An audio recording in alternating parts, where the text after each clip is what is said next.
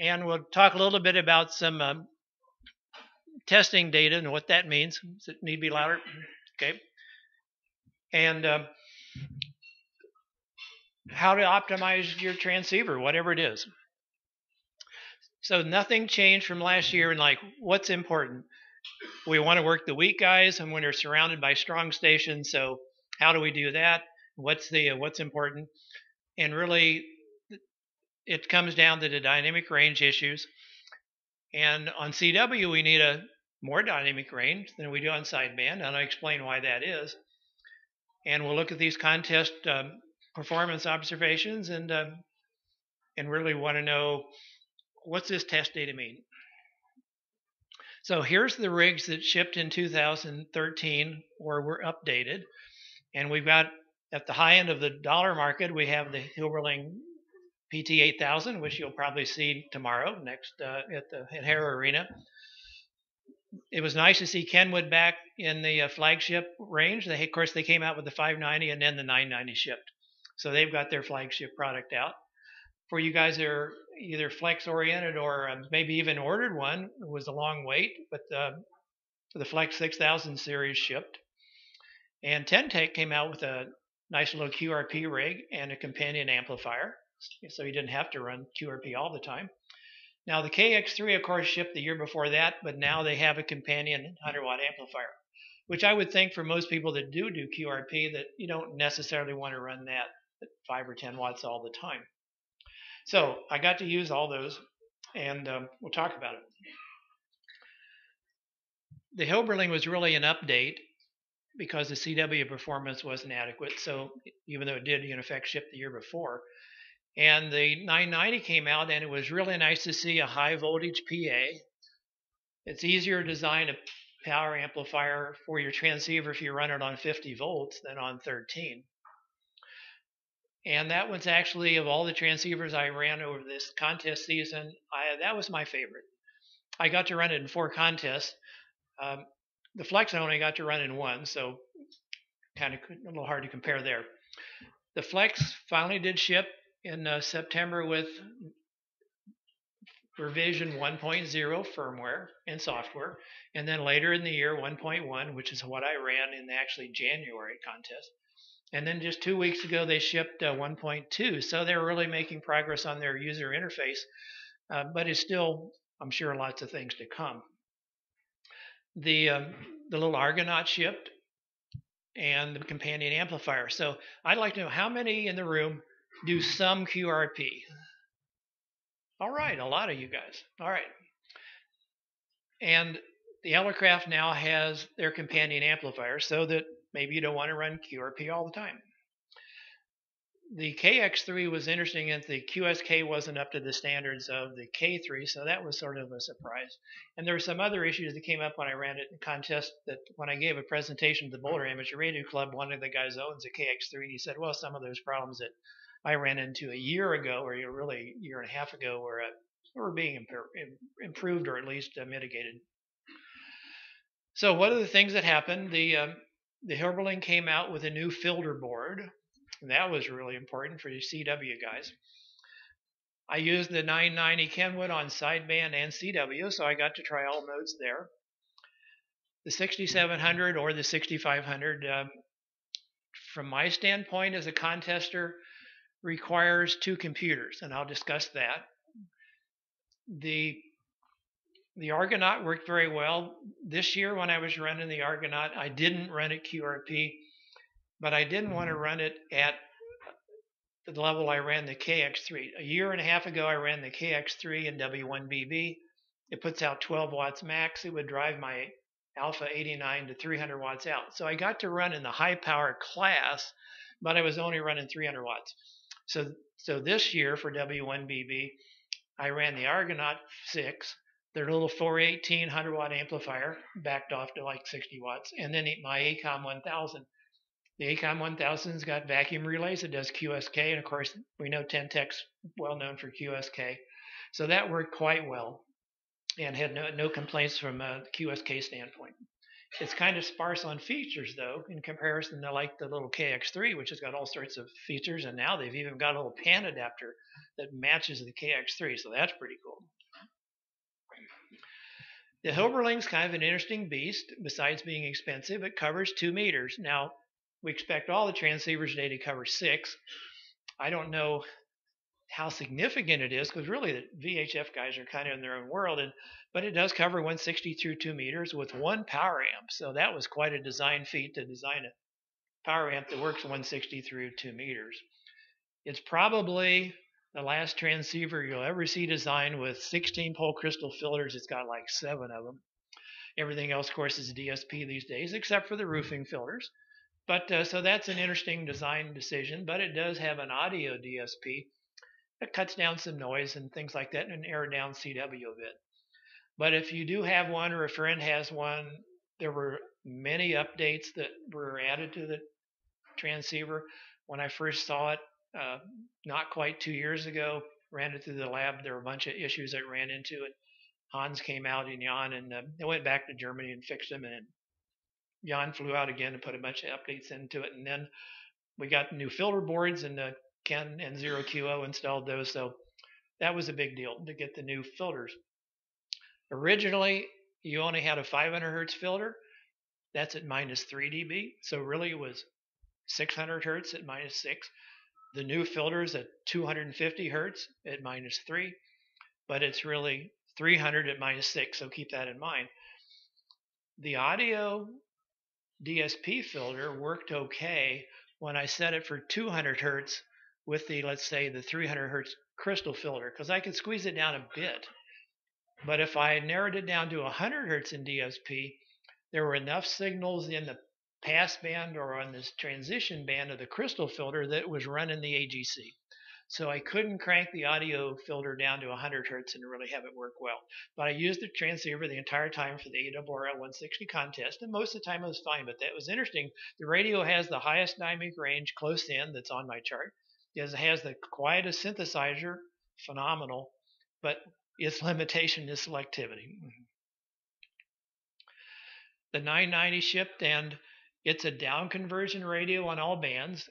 Its secondary receiver, the sub receiver, is really a 590. And of course, the 590 was kind of an unusual beast in that mostly it was down conversion.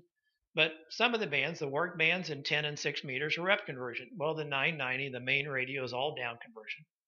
And one thing, as I mentioned just a little bit ago, is the transmitter on is very good.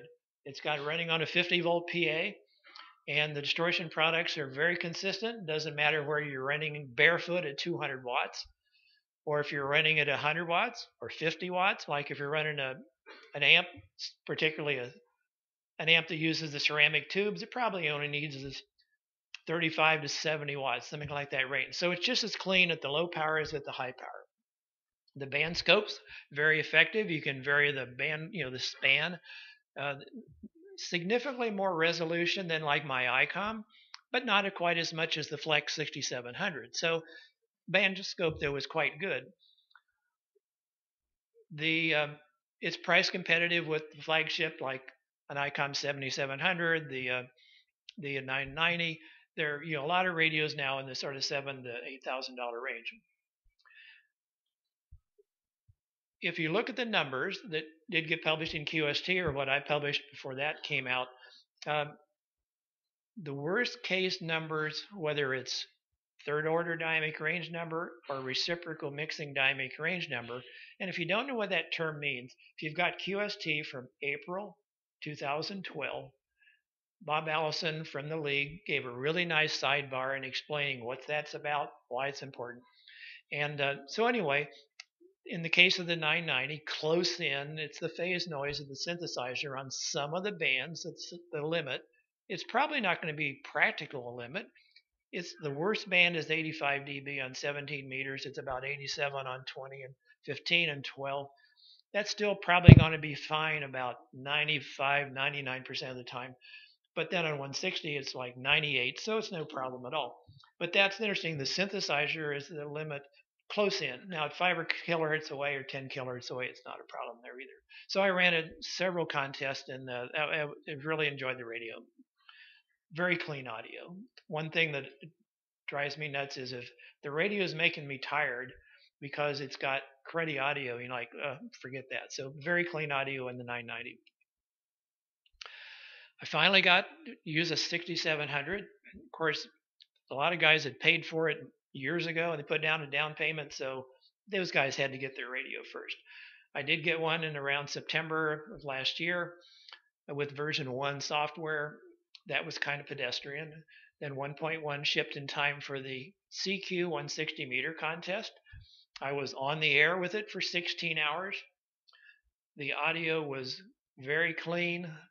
The filtering is excellent. It doesn't ring. And the band scope is just fantastic. And the new version, by the way, this 1.21 that just shipped 2 weeks ago, has panafall. So if you were listening to the discussion about waterfalls, well, now it's got that feature. But the version I ran, 1.1, did not. But just the regular band scope was amazing. On 160, once the sun's up, and maybe I'm working JAs, but there's other stations I'm working. I'm trying to pick up a few last stations like on Sunday.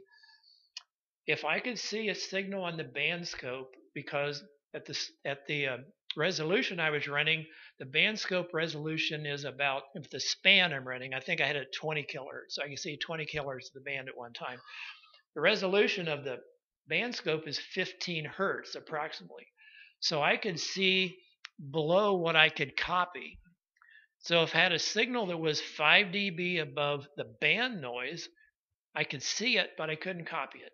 But if it was 10 dB above the band noise in that very narrow bandwidth, I could work the station without any problem. So I could pick out the weak signals and know which ones to ignore, because like, well, if I can't copy them, like, don't even need to tune them in. So a very fine band scope. The preamp's kind of odd. Since day one, Flex has put a pad in front of their preamp if you wanted to cut the gain down. So it's a fixed gain preamp with a pad in front of it. So if you put a 10 dB pad in front of a preamp, it reduces the noise figure equal to the pad. So it's got the option of a 10 dB preamp gain, which is really a 20 dB preamp with a 10 dB pad, or it's got a 20 dB preamp, or another one that I won't even talk about. But so that's kind of odd. But basically, you don't need the preamp much. But if you do, I'd suggest you consider that 20 dB is more likely to work well. For me to use it in the contest, I had to use 2 computers. I find you can't lose focus. If you lose focus and you go off to adjust something else, and maybe you've even got 2 monitors. But if you go to click on Smart SDR to say adjust the bandwidth of your filter, the CW bandwidth or the sideband bandwidth, well, then you've lost focus, and I'd keep forgetting to switch it back to N1MM, and I'd try to log a contact and problems. So I found I needed 2 computers. That wasn't a problem. I luckily had 2 at that operating position. But Stu, K6TU, has developed a program for your iPad. If you're running iOS 7, you can actually run Smart SDR on your iPad. So you could have a Windows computer and an iPad, and you wouldn't have any focus problems. So what I'd like to know is, if you guys that are either running a Flex or are considering purchasing one, is the requirement for either 2 computers or 1 computer and 1 iPad, is that an issue, or is it, who cares? So raise your hand if you think that's an issue. Okay, all right. So that's just interesting, because I didn't know what you guys would think. The Argonaut was a cute little rig, and I worked QSK, and I did get to run it at the 900 watt level. I did run into one issue. The noise blanker is in DSP only. It does not have a hardware noise blanker. And I had some line noise Saturday morning. And as long as I kept the bandwidth at 725 hertz or wider, the blanker worked perfectly, and I didn't notice the line noise at all. But as the signals were getting weaker, as the sun was getting higher in the sky, I wanted to turn the bandwidth down, not because I had QRM, but to reduce the noise. And as soon as I click down to 700 hertz, it switches the roofing filter from a sideband roofing filter to a CW roofing filter that was 700 hertz wide, and the blanker quit. So that was an issue in that one case. So what I ended up doing was I had the little time wave DSP that I also use as an audio amplifier, because the funniest thing, if you plug headphones in the back of the Argonaut, works fine because there's 100 ohm resistors in series with it. But if you plug a speaker in the back of the Argonaut 6, you can't drive a speaker through 100 ohm resistors. So I used the DSP time wave as my audio amplifier because I didn't want to use the headphones all the time. So it's a cute little radio. I think for QSP operators, it's something you could consider. It does have the companion amp, so you don't have to run 5 or 10 watts all the time, and it does QSK just fine. Here's another question for you that I don't know the answer to. Jack Birchfield made the decision to keep the noise floor low on all the bands because he didn't want to give up the insertion loss of bigger coils in his front end filters. But really on the lower bands, noise floor is not an issue. So he left out 2 bands, 12 meters, which is not obviously the massive contesting band at all, or 6 meters. So you've got a radio with no 12 and no 6. For you guys thinking of buying a QRP rig, is that an issue? If it is, raise your hand so I can let you know. Oh, quite a few. So that seemed like a strange trade-off, because I think you could have kept the low insertion loss filters on 6, 10, and 12, and who cares if you lose 2 dB on 40 meters? Okay, the KX3, the only reason it's here today is the amp companion amp came out. I ran it in the 2012 W1BB contest, and I had a ball. It plenty of selectivity, ergonomics were good. It did have kind of a disappointing QSK, unlike the K3, which is just right there. It had a lot of clicks and ticks and pops, so that was not optimum. But it's got bandwidth control. I ran it at the 300 watt level driving my Alpha. So now with the companion amp, which I've not seen, so I can't make any comments on it, but I'm sure it'll work fine. So if you've got the option now to run 100 watts. It's a phasing rig. I don't know how many people remember the 20A. Well, that's the way you adjusted this opposite sideband suppression, was you had to tweak some pots and a capacitor, and so the KX3 kind of works the same way. You have to go into menu and you adjust phase and amplitude in order to get the opposite sideband nulled out.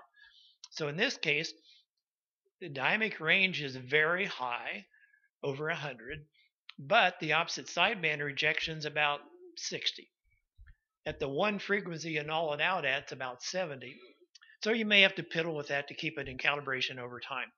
But most of the time, that opposite sideband rejection wasn't an issue, but that is the limit on that KX3, is really the opposite sideband. Back in 1975, the way we rated radios changed. QST and Ham Radio Magazine, which I wish still existed, that was a wonderful publication, very techy. But they started talking about new subjects that we didn't know before. Back before 75, reviews or ads, they talked about selectivity, sensitivity, and maybe cross-modulation, which was really an AM problem. And then in 75, we got dynamic range that we now all talk about, noise floor, which the amateurs never heard about, and possibly noise figure. I know Jim Fisk there in Ham Radio Magazine talked about noise figure. You UHF, VHF guys know that. And really, noise figure is just a way to talk about, in effect, the sensitivity of the radio, but it's not bandwidth dependent. If you measure the noise floor of a radio with a sideband filter, it's going to be higher than if we measure it with a CW bandwidth. But if we quote noise figure, it doesn't matter. It's just a number that's constant regardless of the bandwidth. So it's a nice number to kind of get a handle on. So speaking of noise floor, the ITU has a graph, which is in your ARRL handbook, that's comparing band noise to noise floor. And this is important because we get excited about how weak a signal can I hear, and what's the noise floor in my receiver, and how important is that? Well, here's the graph, and you see there's a flat horizontal line, a black line that just goes left to right. That's the typical noise floor of most receivers with the preamp off. And these other graphs are band noise for residential environment, a rural environment, and what's considered a quiet rural environment. And you see there, most all that's way above the noise floor of almost every transceiver made. So band noise really predominates most of the time on most of our HF bands.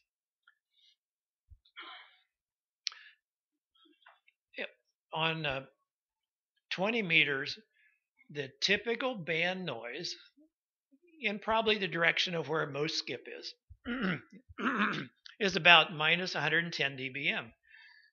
Well, the average transceiver with the preamp off has a noise floor of between about minus 127 to minus 132. And with the preamp on, it's going to even be lower. But if the band noise is like on 15 meters is minus 115, or 10 meters, 20 meters, it's minus 110, we can see the receiver is way more sensitive than really required. So radios are designed for 10 meters in effect, because we want to have adequate noise floor on 10 meters, but they're constant. So unlike the old days when maybe radios varied from band to band, almost everything today measures the same noise floor in 160 as it does 10 meters. So all this sensitivity we have isn't all that useful. So what we really need to do, like Frank Donovan was saying, is like he was talking about antennas on 160 and put your 20 dB pad on. Well, when I'm on 40 meters, I almost always run a 10 dB pad, and certainly on a 160 I'll be running a 10 or 12 dB pad. There's just no point. Why do we need a noise floor of minus 130 when the noise on 160 is 30 dB higher than that? So here's just some numbers off that table from the ITU that's in your ARRL handbook. And you can see the variation from bands is over 30 dB. So we really need to keep that into mind when we're saying, well, do we need a preamp? Well, probably not. Do we need an attenuator? Why not? I had a gentleman here from a few years ago that said, wow, I thought if I was having trouble copying a signal on 75 meters or 40 meters, and the band noise was reading S7, that if I had trouble copying, I should turn my preamp on.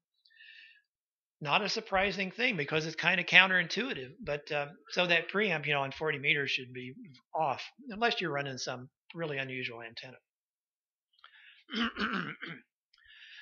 So I said, well, let's really measure some band noise and see how this compares to what was in the handbook. So these are numbers at my QTH out in the country, east of Fort Collins, out on the Pawnee grassland. And it was interesting to see how variable it was on 160 meters in this past January CQ 160 CW contest.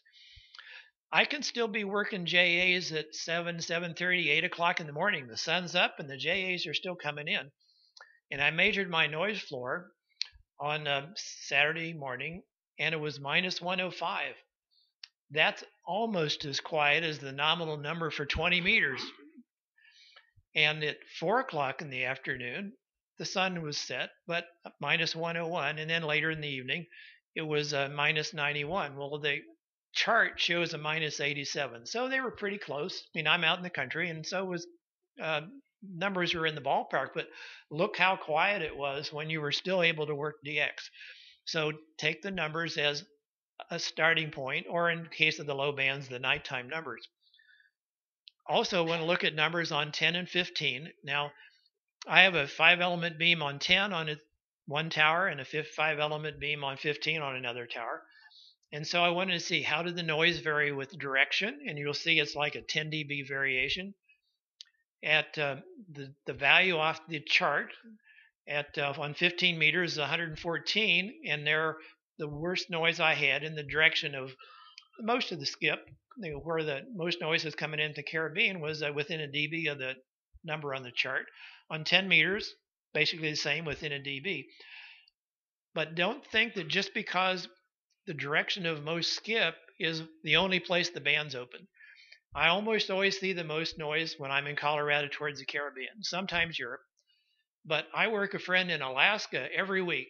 Maybe I'm on 10, I'm on 12, I'm on 15, and I can swing my Yagi towards JA/KL7, and it's almost never a noise peak. And I think, oh, the band's dead.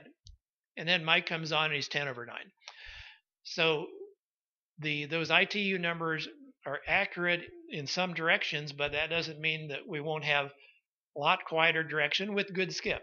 So when we're worrying about our band noise versus receiver noise, we just need to have an idea what we're going to run into. So here's some typical numbers. Let's say the K3 is kind of right in the middle, so that's minus 130 with the preamp off. With the preamp on, it's minus 138. By the way, my old R4C, I started making products for the R4C in 1974. The R4C noise floor is minus 138. The K3 noise floor with the preamp on, minus 138. I think the 75A4 reviewed in QST in the vintage section about 10 years ago, I think it's like 140. So sensitivity / noise floor is not a problem. We haven't had a problem for 50 years. So, don't go freaking out. I want a more sensitive receiver, because really band noise is usually the issue. Well, look at 40 meters there. The typical band noise on 40 meters at night is about minus 100. And the typical receiver, no preamp, it's about at minus 130. So again, look what dominates. So for almost all our, maybe we'll call them legacy radios now. Anyway, the classic radio we've all had for 50 years or 5 years or whatever. Up conversion, down conversion, doesn't matter. We've got sensitivity to burn. And there's no point in the S meter reading upscale, and it's particularly on sideband. I mean, if most of us probably have an S7 noise figure on 40 meters, maybe higher. So if you're running a preamp, turn it off.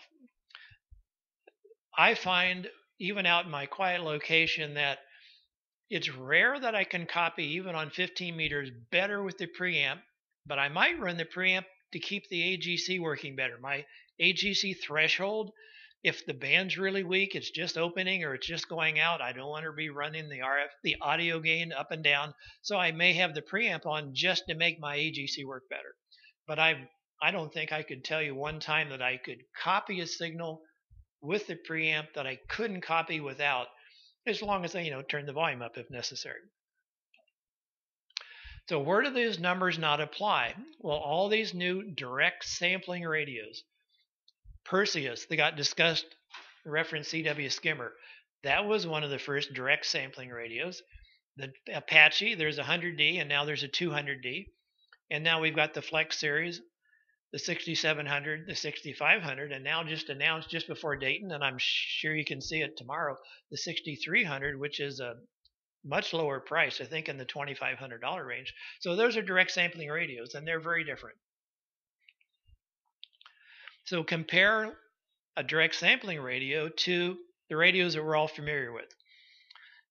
There's the noise floor of the 6700 with the preamp off of minus 118 in comparison to the, let's say, pick the K3 because that's in the middle there of the range of numbers. So 130 versus 118.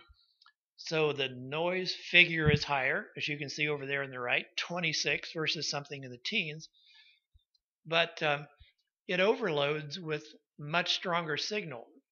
And since most of the time the band noise is way stronger than the typical noise floor of all the receivers you're familiar with, that's not a problem. And of course it's got a preamp, so if you need to turn the preamp on, turn it on. So it's just a different beast. And it also is hard to measure and compare to anything we're used to. All our radios that we know about, as the signals get stronger, at some point it starts to overload, and the distortion products come out of the noise. But with the direct sampling radios, the distortion products are kind of constant. Weaker signals have the same amount of distortion, more or less, as stronger ones, within a range. So it's just a different beast. And it's hard to say, well, how do I publish a number? Because it's It doesn't act the same way as what we're used to. The two things that we look at in QST are the dynamic range and now the reciprocal mixing dynamic range. And if you're not familiar with that term, there's the April 2012 QST. Look it up so you can understand what that's about. It's really phase noise. It's the local oscillator in the transceiver, and it can have a limit. And matter of fact, for most of the transceivers, that is the limit. There are also different ways to measure dynamic range. You might measure it wideband, meaning the bandwidth of the CW filter, 500 hertz. We might measure it with a spectrum analyzer. It's kind of a numbers game, so we just have to have a handle on what the numbers mean. What we can measure in the lab is important, and we can weed out things that make no sense. Like there's the FT2000 had a dynamic range like 62 or 63, and it's not that old a radio. So we obviously want numbers that say, okay, this radio would just sort of mark it off. We don't want to consider that. But you can't approximate CQ worldwide CW with two signal generators. I mean, it's just a different world out there.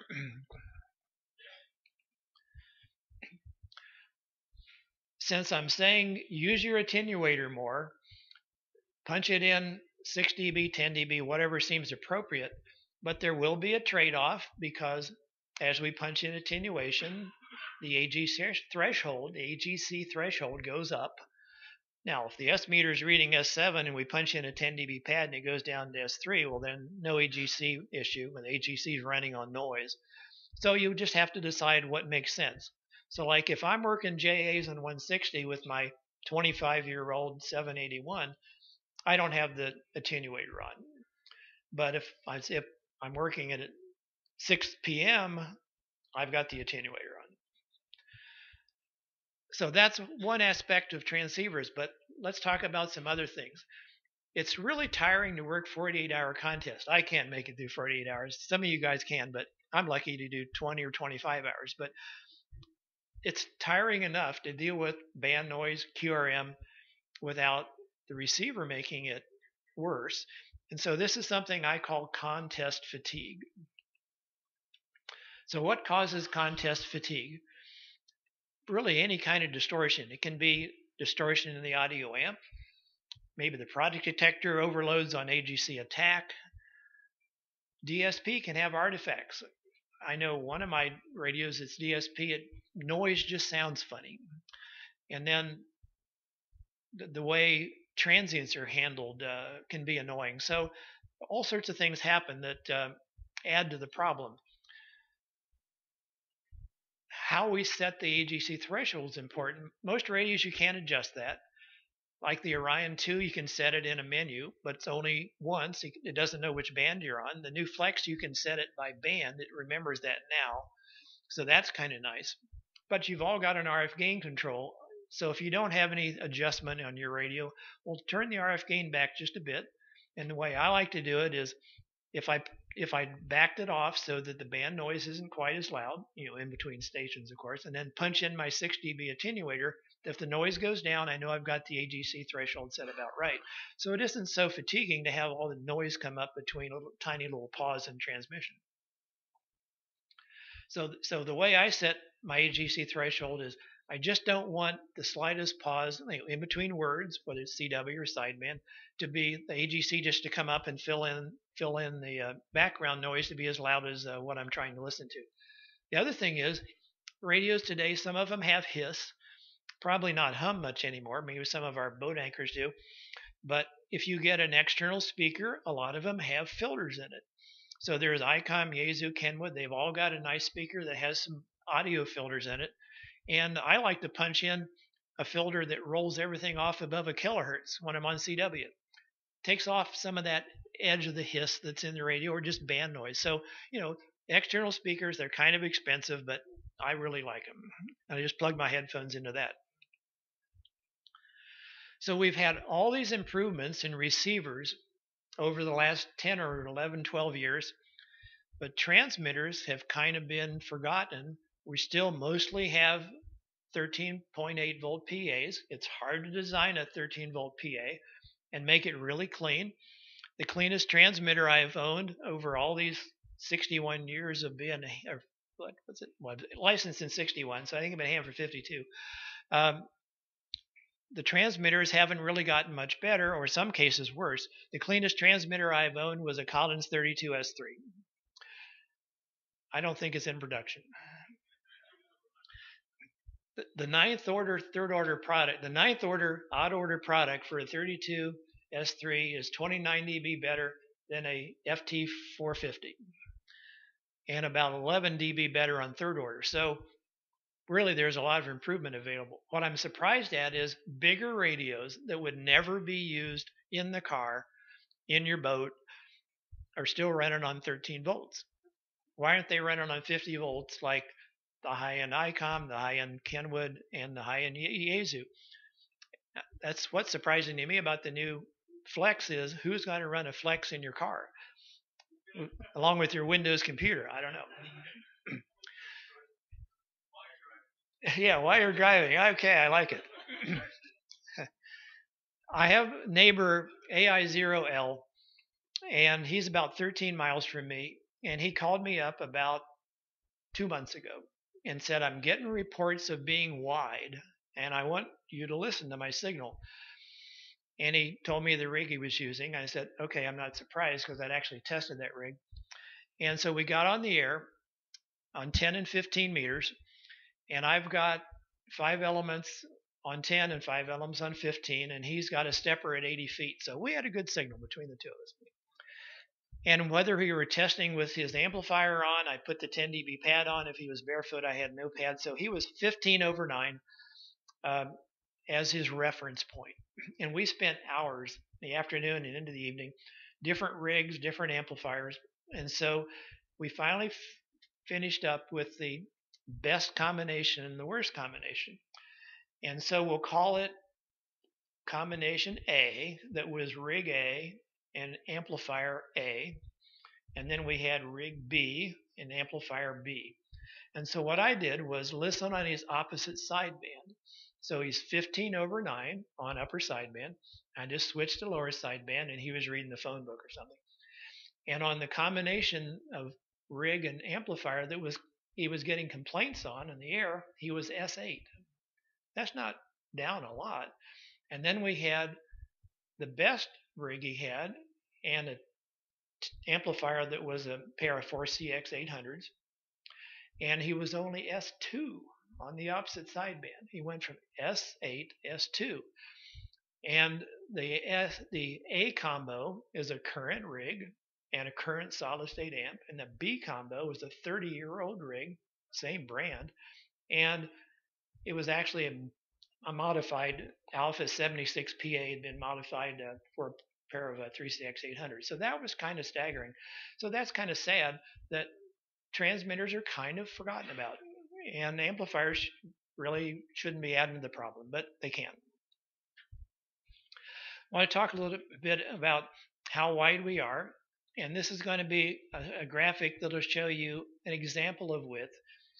Our width on transmit is dependent on a lot of things. If I run preemphasis, if I'm running a D104 on my 781, that's got about a 10 dB rise. If I'm running my, in this case, the Kenwood, I've got a different microphone as a Heil, and I run about 10 dB preemphasis. So your width will depend on how much preemphasis, because it's the S's, like the sibilant sounds are what really spread out. CQ test. And what your ALC is doing. For instance, all the current Yaesu, and particularly if you're running them in Class A, and if you run a Class A, you're really clean as long on the Yaesu as you're running no ALC and no processing. You can be astoundingly clean, but if you hit the ALC, you widen out.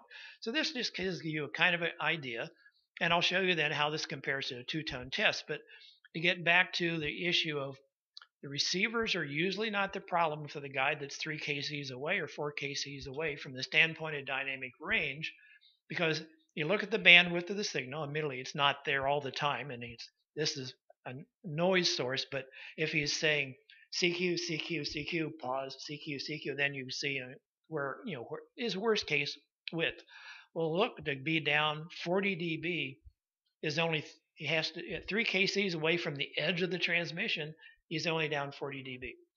So if the receiver had a dynamic range of 70, which was what we had for 20 years, close in, where all those new upconversion rigs, well, if the radio is 70 and the distortion products are in the 40, maybe 50 dB down, 3 kcs away, you can see the problem. Trying to copy a guy S3, the guy 3 kcs away, CQ is 30 over 9, that's 60 dB difference. Well, there's the same test with a two-tone, which is the type of thing you'll see in QST. And in this case, if you look in the upper right there, you see it says minus 28.6. So the third order product from the right test tone to the first of those distortion products, that's 28 dB down. If you do it in PEP method, you add 6 dB. It's just a bigger number, doesn't change anything, but if you rate it in PEP, that's 34. If you do it with the two-tone classic method, it's 28. Well, here's with the white noise. Well, look, the shoulders start going out, 28 dB down.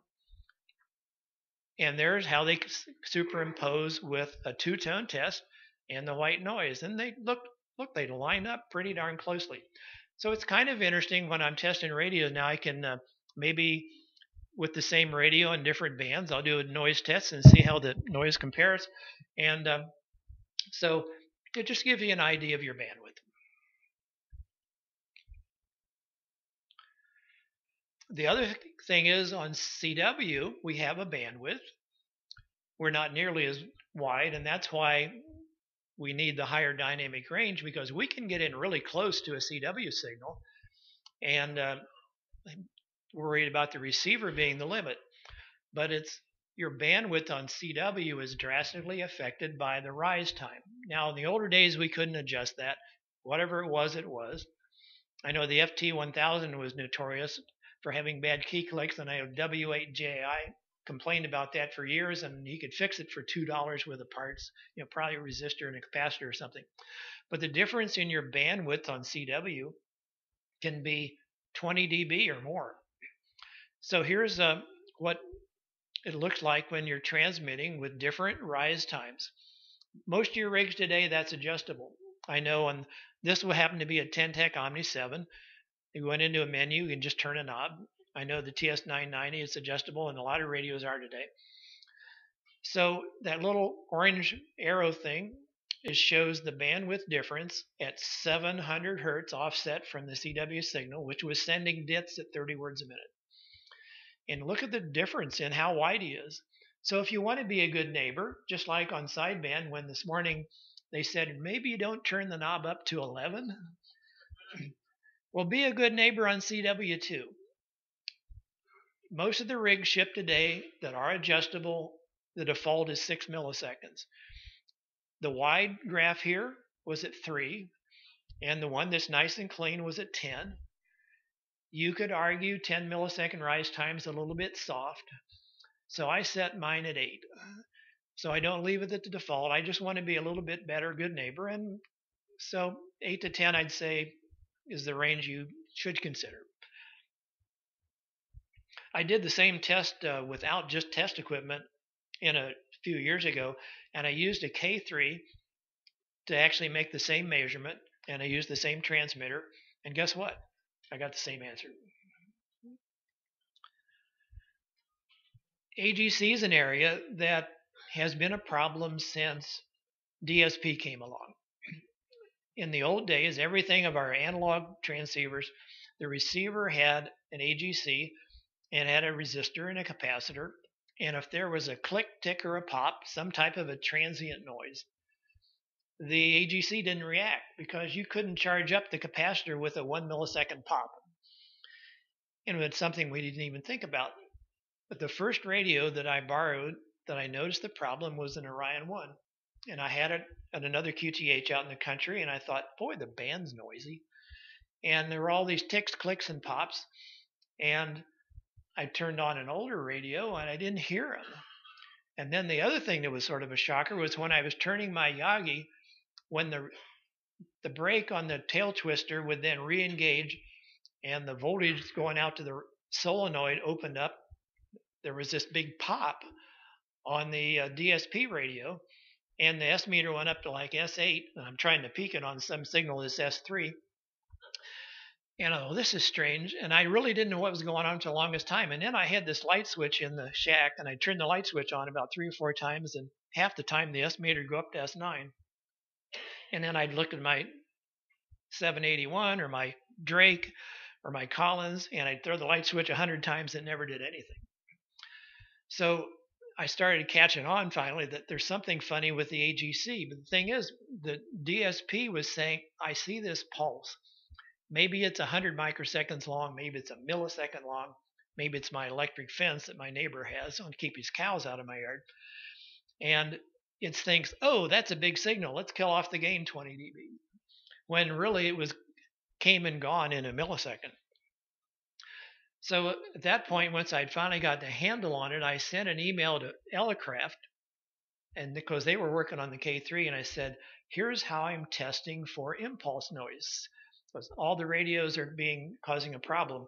So they actually programmed around it in DSP. Here's a graphic that shows what's happening with my electric fence. And you can see, look, the fence goes off and the audio gets whacked. I'm going to play an audio clip here real quickly that to give you an example. Listen for the electric fence and notice it has almost no effect on the audio.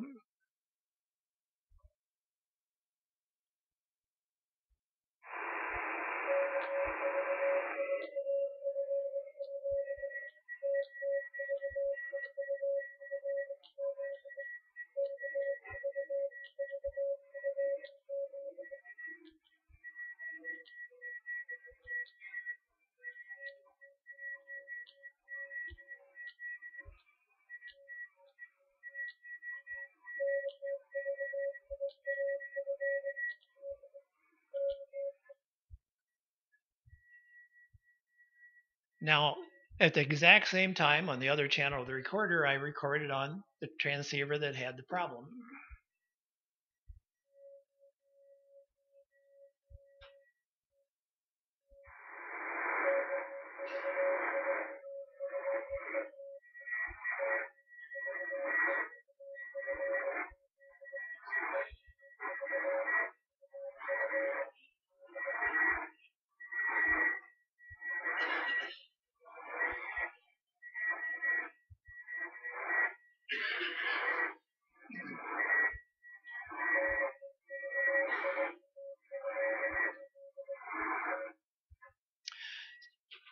This is a programming problem in the DSP. Elecraft figured it out. Tech now has fixed it in the Orion 2 and the Eagle. So all the OEMs can fix this. Audio is kind of an afterthought. We design all this time and money and front ends and filters and all this stuff. We really need to consider the audio important and not just put a $2 audio chip in it and not worry about distortion. When the K3 first shipped, I said, man, there's something wrong with this. It's got really harsh audio. And I called up Elecraft and complained about it, and nothing happened. This was in January of 2008. In August of 2008, I was giving a talk at Boxborough at YCCC, and then Elecraft was also giving a presentation. I called him up on Monday before the Hamfest and said, I'm going to be talking about your terrible audio, and why don't you fix it? So they spent the next 3 days in the lab, and they called me up on Wednesday and said, it's fixed.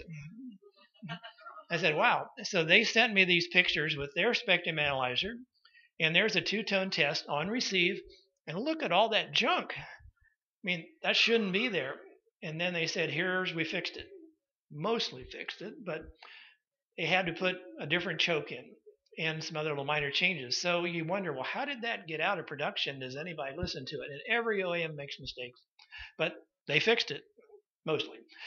But it can be better than that. Here's my Pro 3, and look, there's a single tone, and it's real clean. And the K3 with a single tone just looked like a picket fence before they improved it.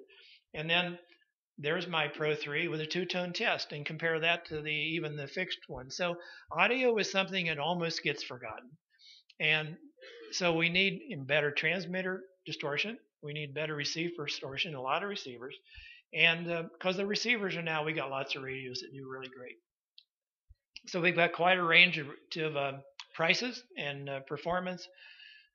If you miss, like if you're here for the first time, there's things I whizzed through today, and there's things I didn't get a chance to cover. There's links from past CTUs, 2011, 2013, and you can find them on the web, and you might enjoy some of the other aspects. Thank you, Rob.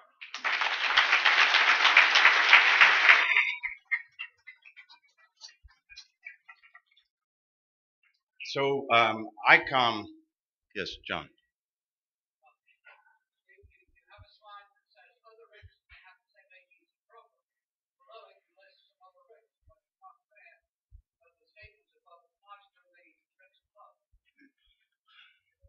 Well, the only ones that are fixed happen to be American made, that now include Elecraft and Tentec.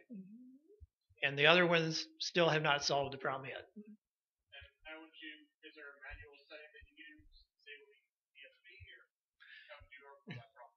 It's just a programming thing. The way that the guys that have fixed it, at least I know how Tentec fixed it, probably Elecraft the same. The pulse comes along, it only lasts 1 millisecond. There's enough processing delay of like 5 milliseconds. It knows that it came and went. So it says, okay, kill the gain for 1 millisecond or 2 milliseconds, return it back to normal as though it never happened. Thank you, Rob. And if you have other questions for Rob, he is available by email, and he may even be around here after this session, and you can ask him some questions. Icom has recorded everything that has gone on here in Salon B, and those recordings will be available for playback from the CTU website. So you'll be able to see video as well as all the color slides on the contestuniversity.com website. So K1DG, you have a contest winner. And you're going to give away a $100 gift certificate to DX Engineering. I am? You are. If you say so, boss. All right. Well, this was an interesting contest. Who is ZL9AUS really here? He was? Really? Okay, because that was a very suspicious call in one of the logs. So, all right. So the deal is, we had a three-way tie for third place with K7DX, VE7BC, and N9XO's log is really hard to read, but I guess those are letters. So, but he's got 11 contacts and 11 multipliers, so that's pretty good.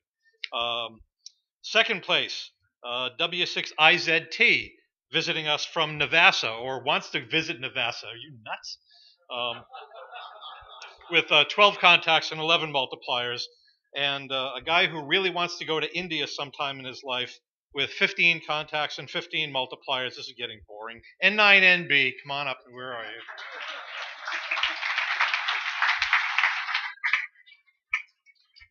I think next year I'm going to have to give everyone a couple of minute head start. Okay.